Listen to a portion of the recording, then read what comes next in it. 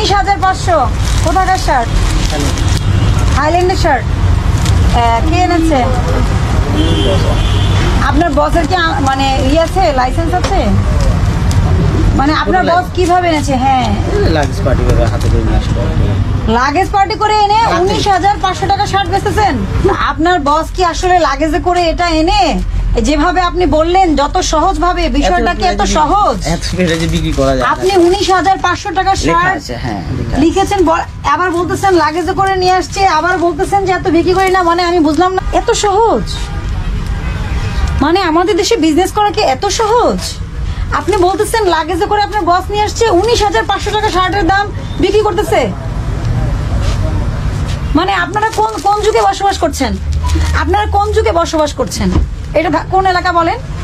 ধানমন্ডি এলাকা। আপনার দোকানের নামটা বলেন। প্রিয় প্রিয়। আর কয়টা আউটলেট আছে আপনাদের? আচ্ছা বলেন কয়টা? এটা আছে আর উত্তরা আছে। এটা আর উত্তরা। তা আপনার বস কি আসলে লাগেজে করে এটা এনে যেভাবে আপনি বললেন যত সহজ ভাবে, বিষয়টা কি এত সহজ? বিক্রি করা যায়। আপনি 19,500 টাকা শার্ট লিখেছেন, আবার বলতেছেন লাগেজে করে নিয়ে আসছে, আবার বলতেছেন যে এত বিক্রি করি না। মানে আমি বুঝলাম না যে এটা বের করেন। সবচেয়ে দামি শার্ট কি আছে আপনাদের এখানে বলেন? হ্যাঁ, 17,500 টাকা।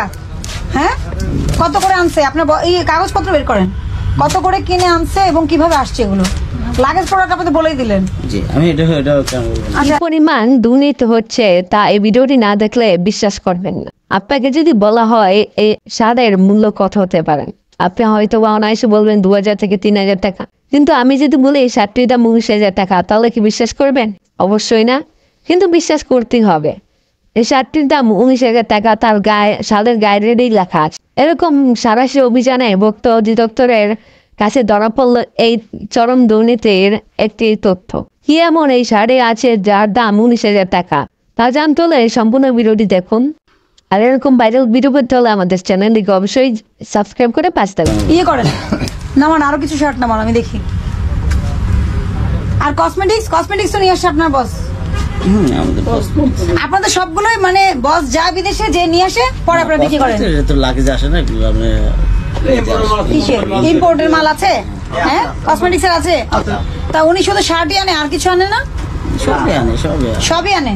কিছু কিছু আনা হয়, কিছু কিছু কোম্পানির মাল আছে। উনি কি এটা জানেন না যে এভাবে আনা যায় না? এই শার্টটির দাম দোকানের মালিক বলছে 19,000 টাকা। এই শার্টটি বাইরে থেকে আনানো হচ্ছে, কিন্তু বাস্তবে দেখা যায় এই শার্টটি সর্বোচ্চ 1,000 টাকার শার্ট। কি পরিমাণ দুর্নীতি তারা করছে! আপনি যদি শার্টটিকে লক্ষ্য করে দেখেন, গুলিস্তানের বা কোনো স্থান থেকে কেনা হয়েছে। তারা আবাসিক এলাকায় এই শার্টটিকে মডিফাই করে প্যাকেজিং করে 32-35,000 টাকায় বিক্রি করছে। কি পরিমাণ দুর্নীতি করছে ভাবতে পারছেন? তারা দাবি করছে এই শার্টটি বাইরের থেকে এক্সপোর্ট করে আনছেন, কিন্তু বাস্তবে তার কোনো চিত্র দেখাই মেলেনি। এরকম এক ভোক্তা অধিদপ্তর অভিযানে ধরা পড়েছে এই দুর্নীতির চিত্র। সম্পূর্ণ ভিডিওটি দেখতে থাকুন, দুর্নীতির চিত্র দেখতে পাবেন। আজকে এখানে যে জায়গাটা আসলাম, এখানে দেখছি যে একই সাথে 4-5টি কসমেটিক্সের দোকান। ওনাদের সবার ট্রেড লাইসেন্স হচ্ছে জেনারেল স্টোর। তো এখানে কসমেটিক্স থেকে শুরু করে শার্ট, প্যান্ট এবং আপনার জুতা এরকম সবকিছু বিক্রি হচ্ছে। তবে সবচেয়ে বড় বিষয় হচ্ছে এখানে বেশিরভাগই দেখা যাচ্ছে যে মানে কর্মচারীদের ভাষ্য মতে যে মালিকরা বিদেশ যান, ওনারা লাগেজে করে এগুলো নিয়ে আসেন এবং এগুলো এনে সেল করেন। আপনি দেখতে পেয়েছেন যে প্রোডাক্টগুলোর দাম কত বেশি এবং ওনারা প্রাইস গান ইউজ করছেন। ওনারা কিন্তু খুচরা বিক্রেতা। যদি আমদানিকারক হয়ে থাকেন উনি অবশ্যই মূল্য ফিক্স করতে পারবেন, কিন্তু সেটার প্রসিডিউর আছে। ওনারা কি করছেন, সবার দোকানে প্রাইস গান আছে, সবাই প্রাইস গান দিয়ে এক একটা প্রোডাক্টের দাম মন মতো বসাচ্ছেন, দিয়ে আবার ওখানে লিখে রেখেছেন যে ডিসকাউন্ট আছে। তো আসলে এই বিষয়গুলো থেকে বের হয়ে আসতে হবে। আমরা সবাই যদি ভাবি যে আমরা বিদেশ যাব, আমাদের কত কেজি মাল আনতে পারি আমরা, সেটা আমরা নিয়ে আসলাম, নিয়ে এসে এটা দিয়ে আমরা বিজনেস করবো, একটা দোকান ভাড়া নিয়েই বাস হয়ে গেল বিজনেস। আসলে এটা কিন্তু সঠিক পদ্ধতি না।